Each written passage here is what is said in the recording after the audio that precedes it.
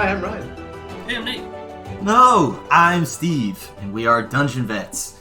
That means we are veterans of the United States Marine Corps, and we're veterans of the game Dungeons & Dragons. So what we do here is we take fantasy and science fiction concepts from movies, books, video games, wherever, whatever, and then we D&Dify it. Today, we're talking about the novel The Heroes by Joe Abercrombie, set in the world of the First Law. It is the 5th book released in that world.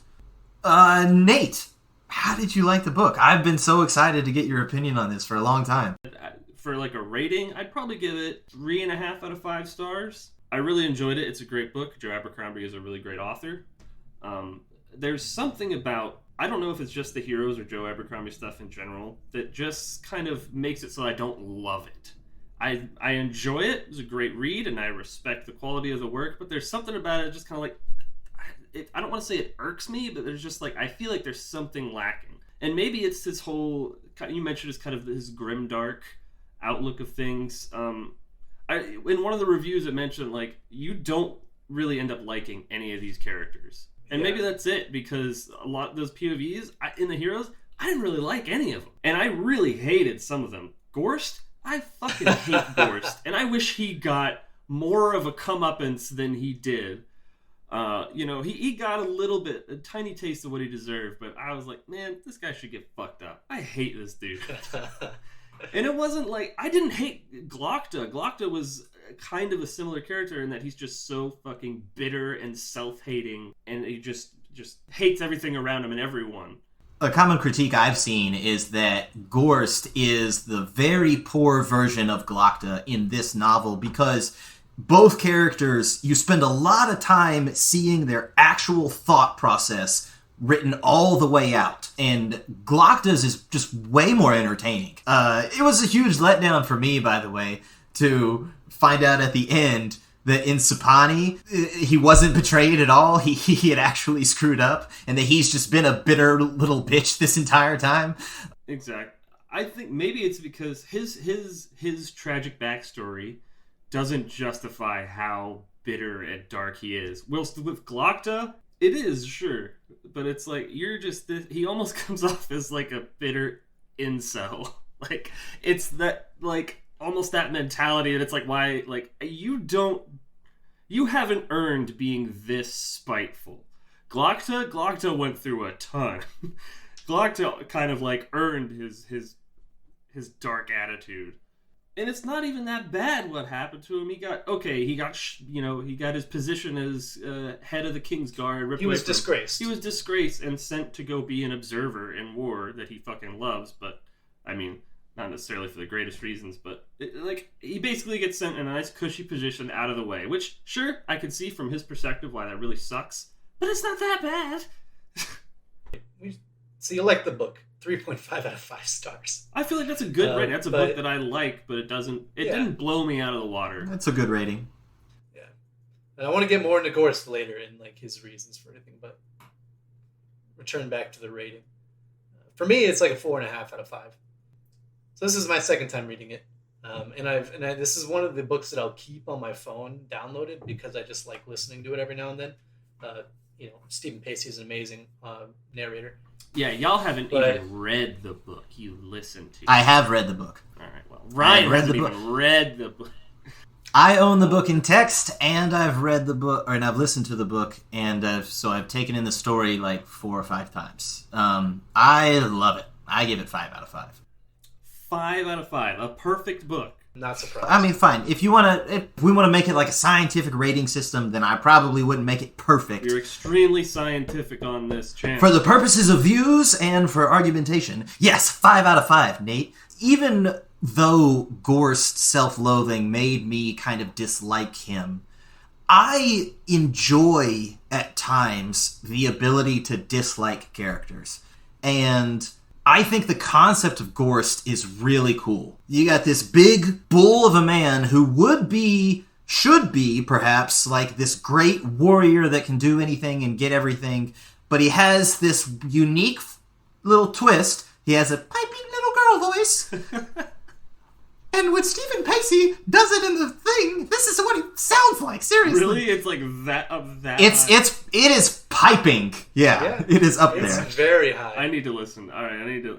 And so, I think that it's just a really cool, really interesting turn of a character. So I enjoyed being with him. Now, everyone else, I loved. I really did. This book is amazing for a lot of reasons, but the whole take on the heroes, the whole poetic, like, what is a hero? This book is super anti-war, which I think comes off really well. And, like, is a hero a person who fights for their country? What is a hero? Are the heroes just the stones that are on top of the hill? What were they named after? But this book is about a war between two nations, the Union and this conglomerate of tribes and people known as the North, the Northmen, who are made up of these. They have a king who is currently this character named Black Dow. And this is a war about a battle surrounding a hill in the north called the Heroes. The book takes place over 3 days. Yeah, that's the hill. The book takes place over 3 days. Before the battle, during the battle, and then after the battle. The battle goes multiple days as well. It felt so much longer. It's dense. And I know that it's meant to, basically. It's meant to feel long. And even when old Red Beck comes home finally, he's like, holy shit, it's only been a few days since I left here. Yeah. I was like, holy It is shit, a change, dude. Yeah, it man. has, huh? Oh, yeah. But so he accomplishes this density by having multiple, I think 5 different POVs? 6. 6 POVs that take 3 place. on each side. There you go. And and so you get that just interweaving of so many stories that Joe Abercrombie loves to do in that 3-day period. Makes it seem so much longer than it is. But for me, it was a ride that I wish was even longer. So let's introduce the POVs. But the 6 POVs are Kerndon Crawl in the north. Who is like an old, kind of grizzled veteran type for the North. He's seen a lot of shit, and he leads something called a dozen. And Kerndon Crawl, though, is probably the one that I come closest to liking. And I don't know. He's a bit lawful stupid. That's his character. Yeah, that's like the arc that he goes through is having to deal with his own lawful. Well, yeah, of course. Carl is a straight edge. He's a straight edge. Everybody knows that. He is a real straight edge. We have a fresh off the farm, eager for glory, young Beck, also on the north. Mm-hmm. He dreams big. He's a big boy helping on the farm, dreaming of battle and earning his name. Earning a name the likes... Cuddling his father's sword at night. Earning a name just like his father did. His father was one of the biggest names in the North. And then the third and final character for the North, Prince Calder. who is the son of the previous king of the North.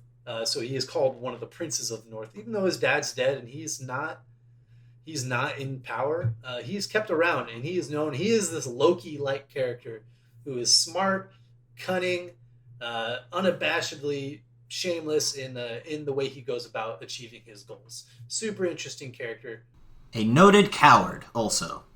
A noted coward and a self-aware coward. In a world and in a culture specifically where warfare is what you do. I really love Calder because he's a kind of this weird anti-POV set in the North because he's not like all the other Northmen. But on the Union side, we have Gorst, already talked about a little bit. Colonel Gorst. We have Finry Dan Brock, because she got married. Marshal Croy's daughter. Marshal Croy is the one leading the Union. And the golden son of the Union himself, Corporal Tunney. But we did a little bit on everyone, so I wanted to touch a little bit on Finry. Finry is the only female character in this cast, and she is this sharp wit, super smart, and probably one of the more ambitious characters. It's kind of a toss-up who's more ambitious, her or Calder. And she is, unfortunately, a woman in this culture where this is very much like medieval, feudal, like women aren't looked at the same as men, and she is smarter than almost all of them. And she has to basically manipulate them and live in a society where she is not respected because... I have a question for y'all, though. Do y'all think Finri was really as smart as she thinks she is? Or was that really just her own a bit of a self-inflated opinion? I don't think Finri's dumb by any means. I think she probably is smarter than most of the other characters, but I think she's not as smart as she thinks she is. I think she's more tenacious, if anything. She point. has this ambition in her head, and she is this Wolverine who will just not stop going after. I definitely think that Joe Abercrombie sets the world at large to say, you can be smart, but you're going to have to be lucky too. And to your point, she is very lucky and not really smart at times, but just lucky. And so lucky, and you're going to have to work within the confines of your society and those boundaries and those obstacles. So I'm interested to see in what specific points you think that she's not as smart as she might think she is. But I am definitely willing to admit that it's not her necessarily, like, her cleverness that always gets her out of something. But that said, she does use her cleverness to get out of quite a few things, like the peace talks with Tao.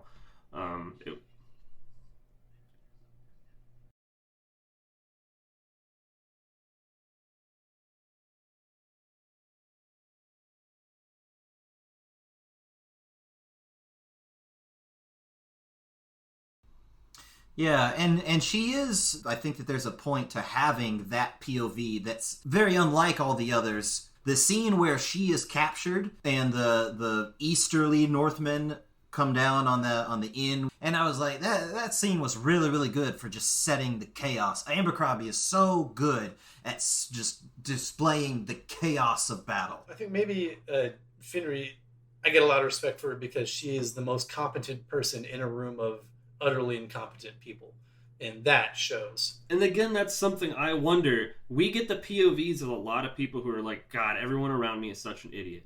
Mostly, like on the Union side, Gorsh thinks all the officers are idiots. Tunney thinks all the officers are idiots. Tunney knows all the officers are idiots. Finri definitely thinks they're idiots. I guess we do get quite a bit of evidence that yes, they are indeed idiots. Yeah, I would say so. But okay, so Corporal Tunney, my favorite POV. And Corporal Tunney.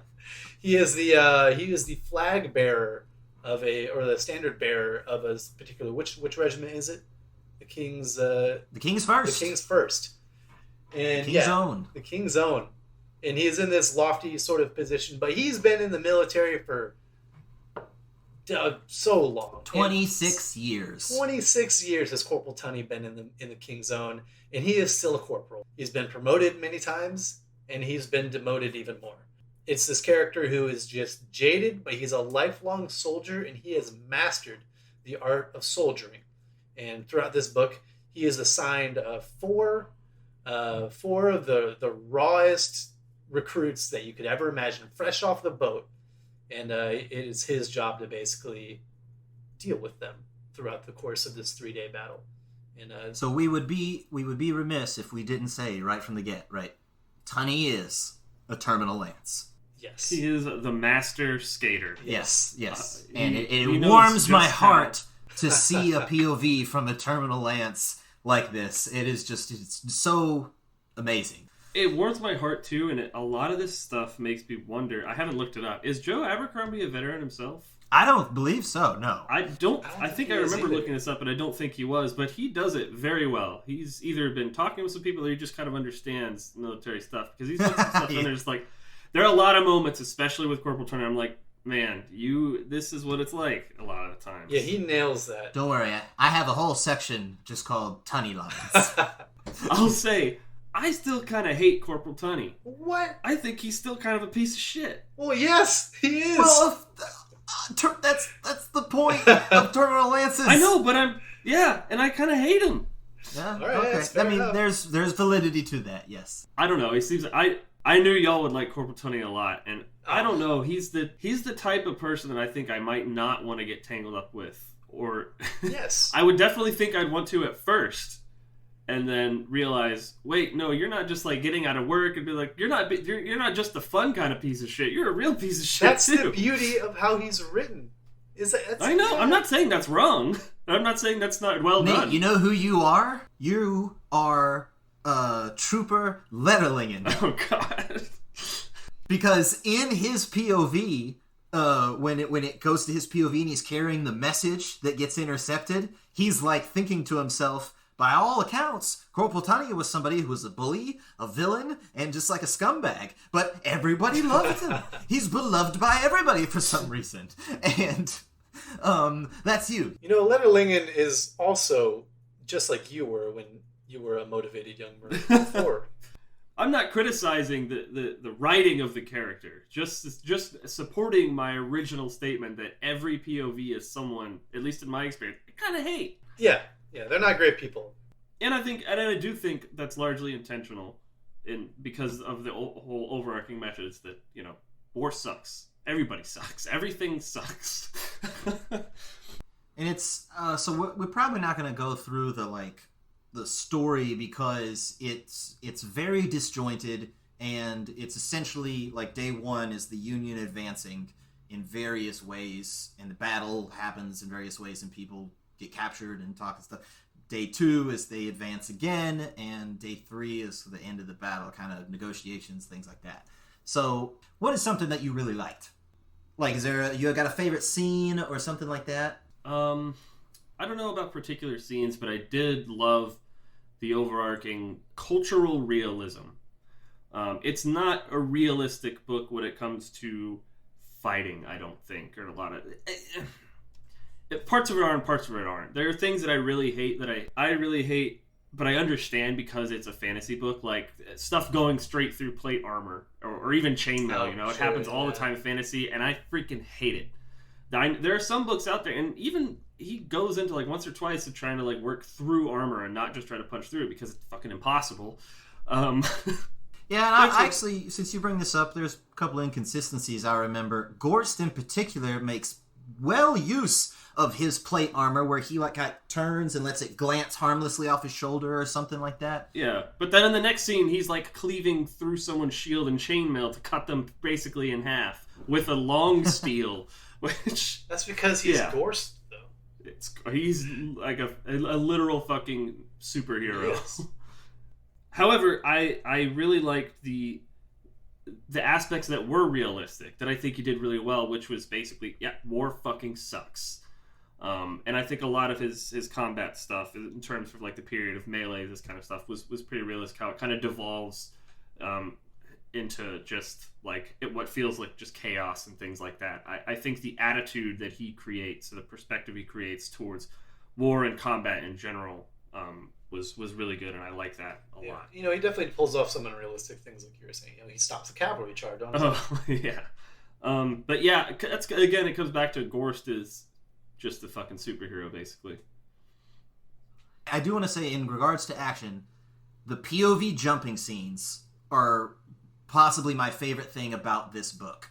The chapter entitled Casualties and Chains of Command. Those two chapters. Casualties is awesome because I think every POV dies to the next POV. Before you jump to the next one. And that was brilliant and probably my favorite part of the book. Yeah. I loved that part. It took me a minute to realize what was happening on first listen. And I had to go back and then realize, and I was like, and once I realized, I was like, this is so cool. And then Chains of Command is the one with the message that starts from General Lord Marshal Coy and ends with Calder. And that one is brilliant, too, because you get everyone's opinions about the other and stuff. And in the very beginning with Colonel Felnick and General Miderick, who hate each other. And each one goes on, like, just long enough, too. It doesn't drag out this sort of... I call it a gimmick. It's a very well done and really great gimmick. It is a good... I really also love all the callbacks to Logan and his "you have to be realistic" thing. Because I think this book is just a whole giant you have to be realistic about these things. And then, this I almost called it a movie. I wish it were a movie. This whole book is just playing with the cards you're dealt. Let's talk about D&D, shall we? Oh, yeah. I forgot that's what we do here. The quest or the goal of the book would be to hold the hill versus take the hill. This is a short campaign, if not a one shot, right? But you could do either one. You could hold the hill or you could take the hill. And if you look at what happens in the book, there's obviously a very militaristic and tactical based setting, but there's also some politics that would need to happen in whichever camp you chose. If you're like, if Calder is one of the party members on the north, he has to navigate pretty deftly around everyone in the north. He does not have a lot of friends there. And if you're on the Union side, you'd have to deal with Baez, which is very political in and of itself. And so it seems like there is good meat to make content, you know, for D&D content, if you were to choose either side. Yeah, what I think it does really well is, when I first read through thinking about it from like a D&D perspective, I was like, oh man, you have to figure out how to do all these. Like, this is big scale stuff, which can be very difficult to do in a D&D campaign, you know, and make it fun and make your party's characters very relevant. But what I think it actually does is provide a lot of these opportunities for characters to swing in, and they're not the general of the armies or anything, but they are significant parts of how they can play in like a big battle. And like you mentioned, the social things, the political things that go on, and as well as in these huge battles, like, how can I get my characters in a gigantic battle without having to basically, you know, roll dice all day or come up with this crazy big battle system? How can I insert them into this? It's a very popular question on DM forums, right? And, you know, looking at these, I think, provides a lot of different ways that you could approach that. And there are some ones where you can kind of go big with it, like Calder. Calder could be, you know, a player character. Planning for that cavalry charge, you know, that's something you could do. I think that's a manageable scale, if still pretty large. Or you're Beck, you're alone with a few guys holding a house. Yeah, you're low level. Yeah.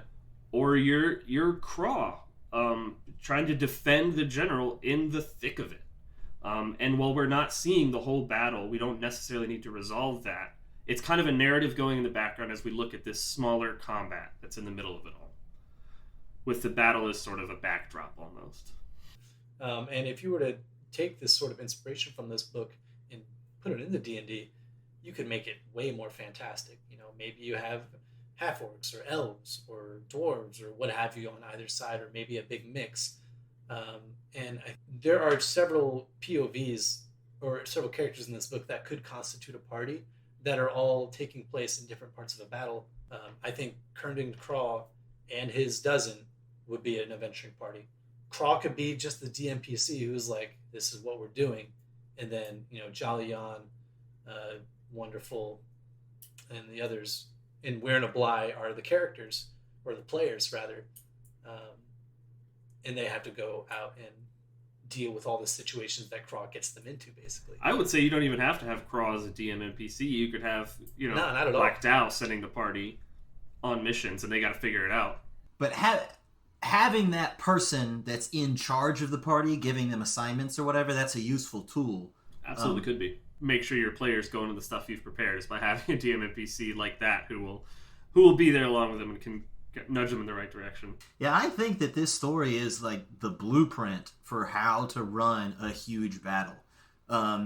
Because you need to have lots of little skirmishes that are all different in some ways, just like you were talking about, Nate. Like, you have the main battle, you have the small scale holding the house, you have the cavalry charge, digging ditches, dig, right? And it's you got to spread things out, and then there's stuff to deal with when the battle's over in camp, you know? And so what do you guys think about this idea of some sort of campaign based around this, where the party also jumps POVs? And in one session, they are Beck and Reft in the house, and then whatever happens, and maybe some of them die, just like in the book. And that's a little bit more okay, because what we're doing is we're looking at this whole battle. And so when we go to this other place, now you're Calder and Wide-Eye digging ditches, or what have you, and so on and so forth. Yeah, I think that would be easily done. That never would have occurred to me, but I think that's really smart. And I think it just popped in my head. If you're running a campaign, say, where your players are at that high level, like, let's say they are generals, they're the ones planning out this big battle, you know, again, having it come down to, like, big battle mechanics, it doesn't have to, but we can jump into these characters' POVs to see what is the result of the plan that your characters high up made. I think that would be a really cool way to do a big battle. Like, Yeah, imagine one session, your characters are planning everything, and then the DM's just like, you just made a 3-shot for me. And then you guys are going to go play the boots on the ground. and then the players get to feel and step in the shoes of the results of their plans. I imagine that too. Like, you have this great, like, this big famous character, Marshall Croy, veteran of 1,000 battles and this killer of dragons and all this stuff. And then they get on the ground, and then the first thing that happens in that session is, I fucking hate Marshall Croy, which is like this character that you've been playing. That's great. You know, I would love to hear that about my character. All right, we're going to make 3 lines of ditches going this way and this way, okay? And then when the cavalry come over, and you cut to the dude who has to be sitting there fucking digging and digging and digging in the middle of the night. Make a dig check. Make a dig check. This is funny too, as the DM, you can kind of like play with the party members this way. You're now going to be the people that are charging. And so like you get on the ground, it's like, so what are we doing? We're charging we're charging people on horse? Really? This is the plan? Well, can we like break the plan? I think the ultimate dream scenario is if you have a large group, or maybe just a group of people who are available to play, one DM and say maybe like 6 players or something like that. The dream would be to have this conflict between these two sides and just DM them separately. One does certain objectives, one does other objectives, and then bring them together in like this culmination of the final battle type thing. And maybe it's a PvP session, maybe they team up or something like that. But that's the ultimate dream, is like if you have like an 8-hour session that you just want to run with a bunch of buddies that's just a nonstop party, oh, that's the dream. All right. So there aren't really parties. This book doesn't have parties then. We won't mess with that. But we'll just look at those characters. Let's talk about classes and subclasses. Before we jump to that real quick, I think you could do, like, just on the same side, like Craw and his dozen, that's a party. And then Calder and the folks you have to work to, that's a party too. And, well, yeah, and Beck and his boys, who are new, yeah, that's a party. So I guess on the Union side, yeah, Finrey goes through some interesting stuff, but I don't think that's a party. But on the Union side, you just make 3 observers or 4 observers. So you just have 4 Gorsts. That's a party. Yeah, Gorst could be a party, and Tunny's group could be a party. They would probably... Yeah. Oh, Tunny's group is absolutely Tunny's group is a party. Yeah, that's... But you could easily just have 4 Gorsts or 4 Finreys. Calder's, I think, would be really interesting. Beck's, I think, would also be very interesting. Both sort of setting up some kind of defensive position to get ready for an overwhelming force. Just take an inspiration. You know, that's all it is. I would probably want to play Calder's. And it's cool, too, especially if, say, you want to make, like, in which each character has two characters, or each player has 2 characters. You have this first level group of players, and you have this like 8th level group of players, and you're just jumping between Beck and Reft, and then Craw's dozen, where you're playing Weir and Obly, like, you know, legendary. And on the Union side, it would be Tunny's troopers are the level 1s, yeah. And then Gorst's squad, I guess, The would be 4 the... Gorsts of the apocalypse. But Gorst is positively the definition of a battle master, right? Yeah. Hell, he could even be a barbarian. I think you give him 2 levels in barbarian. Yeah, that's fine. But he is definitely a battle master. Like, when he fights Scale, I have it right here. It's like when he had not studied every significant text on swordsmanship ever committed to paper. He had not trained 3 hours a day every day since he was 14. Yada, yada, yada. And when I remember hearing that paragraph, I was like, oh, that's a battle master. That's the definition of a battle master. Tunny is a mastermind rogue. You think so? I think he's a thief. I had him as a thief and fighter. The thief is more of his personality than his, you know, I think he's definitely an intelligence-based kind of guy. But I think the thief is more of his personality and the things that he does, not like his... I would say, here's what you do. I call him a rogue of some type, but I give him the charlatan back, and that covers most of what he... Yeah, that's good. Finrey I have as an inquisitive, because you get a lot of the insight thing, where it's like if you roll lower than a 7 on insight, then you Yeah. count it as an I 8. think that's good. Colder I had as a mastermind. I think you could also make either of those two a wizard if you were just making a character based off of them. I think they'd both kind of fit that as well. And Craw I just had as probably like a old champion. Limping Along, hoping for Yeah. a critical hit. Well, he's not a POV, but what would you make Shivers? I could see Shivers being a battle master. I could also see him being you could make him a barbarian, but it's barbarian probably wouldn't be enough for me. I would probably multi-class him. I mean, so this isn't really from the heroes, but from the previous book, Shivers is a pretty talented dude in a lot of He's lot of not things. an idiot. Yeah. Shivers appears in more books than any other That's character. true. Is that so? It is so. He's in the rest of the trilogy. And he's a talented guy. He's going through some stuff, but He's he's just working some stuff out. He's working some stuff out. But I think he's one of these amazing characters that I feel like in a lot of the fantasy books, you get this one character who's just amazing at everything. But in this world, you don't. Everybody has their dump stats or their flaws, and their flaws are possibly the biggest part of their character. Definitely true. A lot of big focus on what they're lacking. But so we talked about bringing the battle into D&D and bringing these characters into D&D, but other aspects you could bring into your campaign and your sessions, the circle, the whole idea of the circle, the dueling between characters. It is this cultural, standstone, really. If these two characters, if there's one in charge and then another one who has a different idea, you can challenge them to one-on-one combat. Everybody basically just locks their shields, locks the two parties in the middle of this circle, and then they just have a duel to the death. And I like the idea that you'd have to find some people to hold the shields on your side for you. On your side, yeah, absolutely. I mean, I reckon you probably could just you could not find enough people and you'd have to let them fill up the rest of the side, but they're not going to be so kind to you once you get bumped into those shields. No, they're not just standing there. No. If you get your back up to one of them, they're going to whack you. Yep. Calder gets they're gonna... clonked in the back of the head, which is, not great. That's not great. It's not ideal. If you didn't roll a high con check, I might stun you at that point. The whole idea of the RP potential of the circle and the political consequences of the circle, I think are just so good and should absolutely be in a campaign if you have the kind of players and characters to facilitate. And the way it plays out in the book too, I could totally Yeah. see happening in the campaign. The weak dude can't win against the freaking crazy fighter barbarian or whatever you want to call Black Dow. And when he steps into the circle, stranger come knocking is just like, this is the most glorious thing ever. Who could ever want to do anything but stand at the precipice of battle and yada yada yada. And he's like, but why are you holding a shield for me? He's like, oh, because there was room. It's like, right. That was an interesting moment in the book.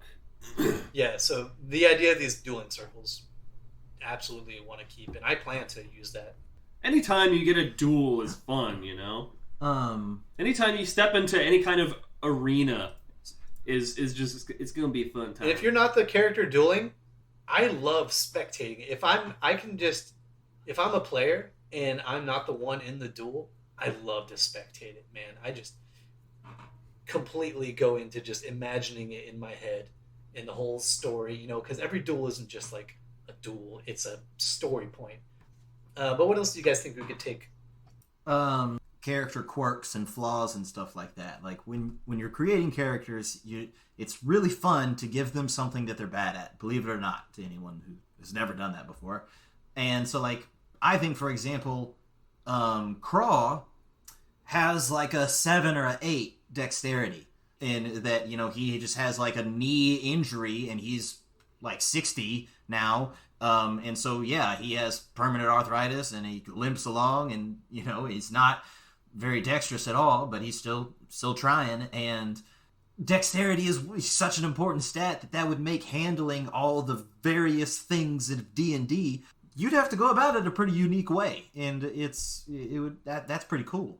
And let me tell you, it's really fun when you have a dump stat, whether because it's intentional because they're fun, or because you just rolled low and you got to put it somewhere. Coming up with a good reason that is integral to the character is going to make it a hell of a lot more fun when you get in those rolls that are going to be low.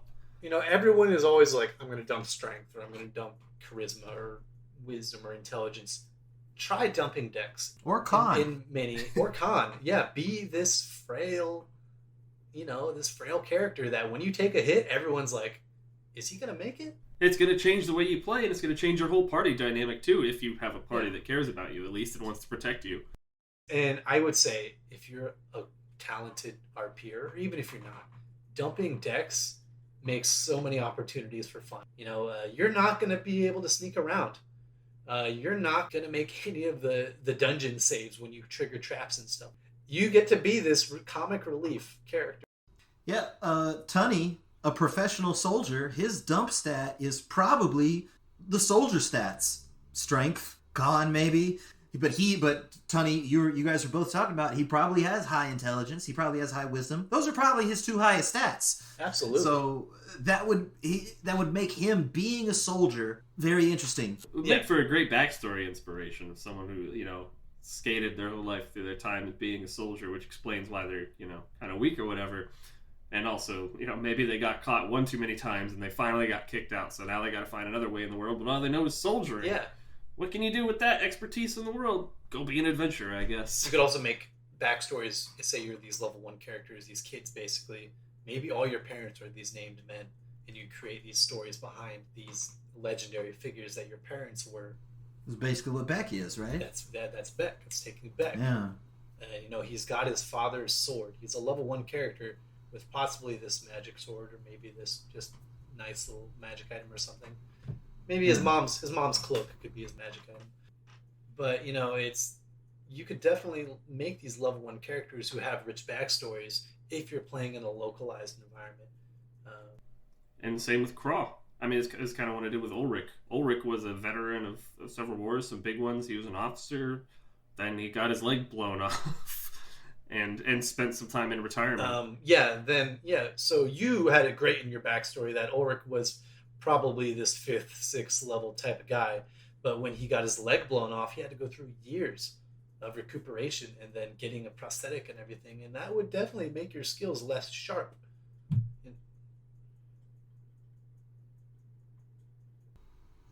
Black Dow's missing an ear, right? You could maybe give him disadvantage on checks that have to do with hearing. That could be cool. I would allow that as a DM too. And Black Dow's backstory is cool too, I think, I think that every character has a cool backstory in order to just set the stage for going into a D&D setting. Very cool. Like Finry, if you want to just take Finry into a more D&D classic setting and you don't want to deal with the sexism aspect, Finry could be like a tiefling. People are like, oh, I don't want to listen to you. I don't want to talk to you. You're weird. I don't know. And if you want to deal with racism instead of sexism, I suppose. Yeah, it's all bad. But there's something about that you can use to make the setting interesting. Someone who has to work from a place of disadvantage. Exactly. Yes. Thank you. Yes. Well put. And making your own disadvantage, like you were saying with Black Dow, imagine your 2 characters are in the campaign are Glama Golden and Broad Tenways. Broad Tenways. They're the one who hate each other? Ironhead. Ironhead. It's Ironhead, yeah. Glama Golden and Ironhead hate each other.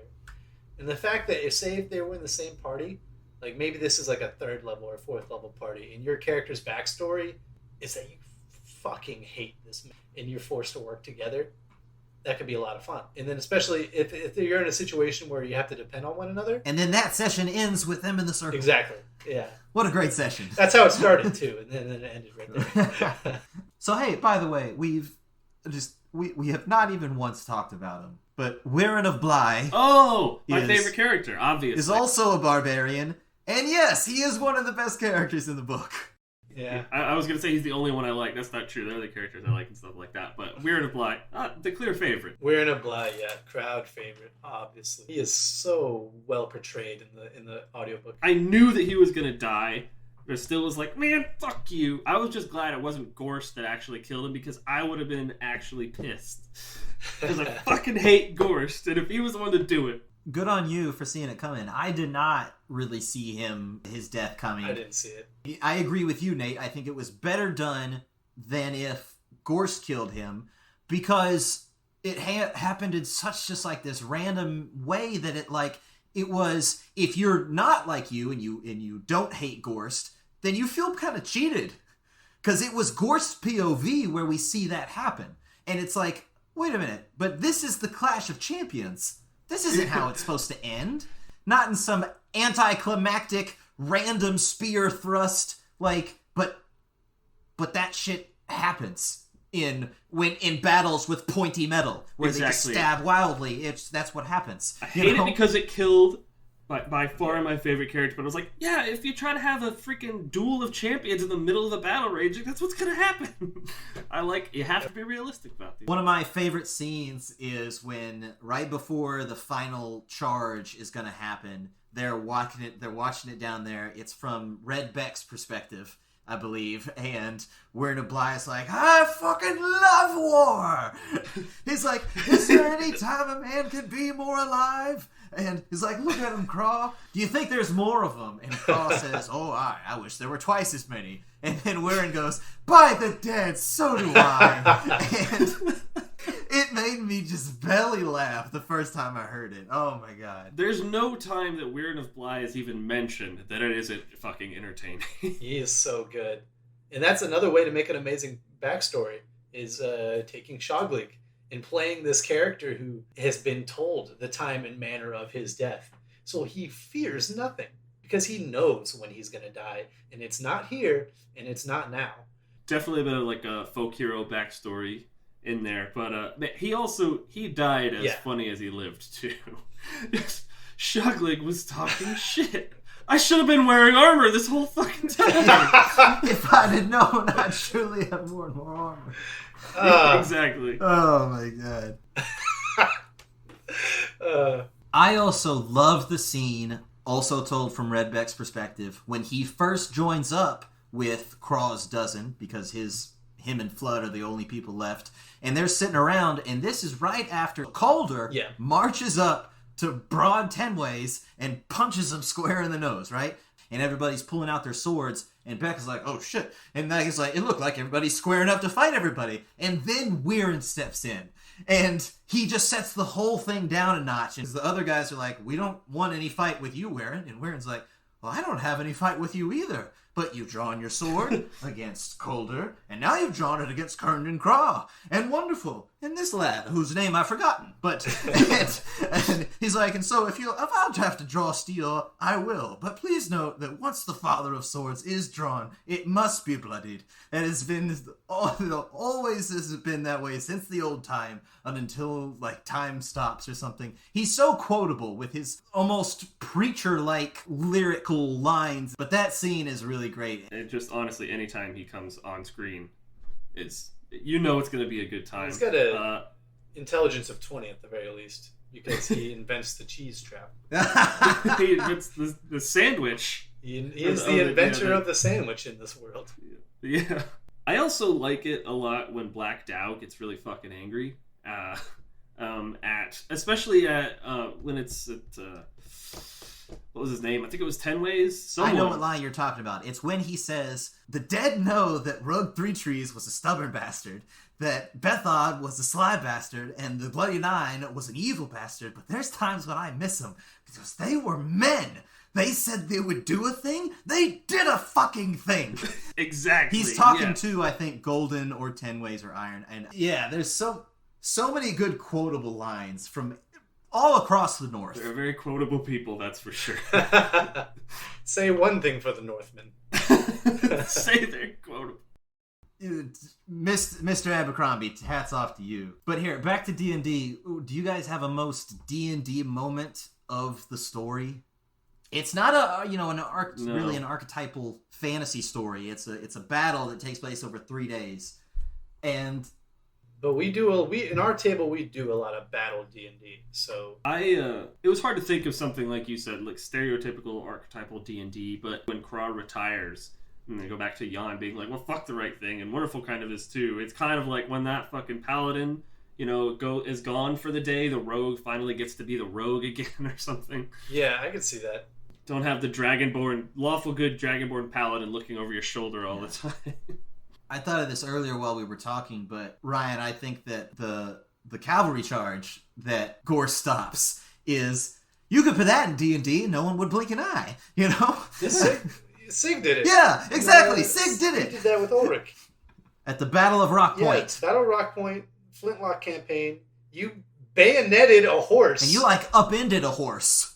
That was Gorst just rolling a nat 20. Gorst rolled a nat 20, just like Ulrich did. There you go. I think the most D&D moment might be sneaking into the Union camp as Calder's boys and stealing the standards. Oh, yeah. Yeah, that's a good. I loved that. It's so many different roles, and then you have you're able to talk shit on the enemy too. We have your flags. We captured your flag. I'd love to be as the DM, like, all right, now what are you going to do with them?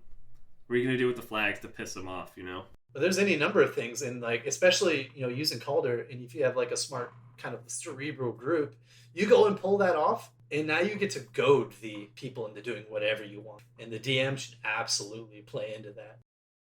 Yeah, and then when they do it, they charge, way too early in the dark, all that stuff. That'd be perfect. And as a player, to see those results of my clever action, that would be so satisfying. Absolutely. That's a really good one. That's a good one. I had a hard time thinking of one, and so I actually came up with something that I probably isn't the most D&D, but I think would be an interesting D&D experience, and it is the chapter Chains of Command, where they're passing the message along.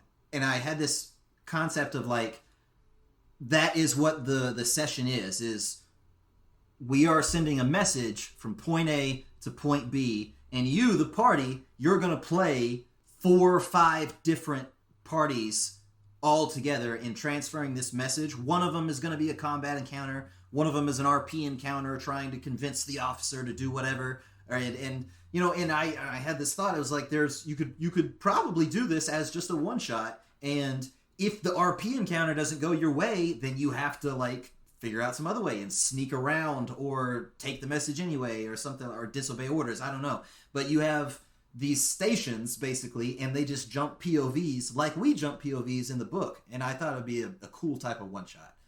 I think that would be that is a really cool concept, and would be maybe a really good option for the DM who doesn't really want to spend a whole lot of time and effort on crafting this big battle and everything to do in it.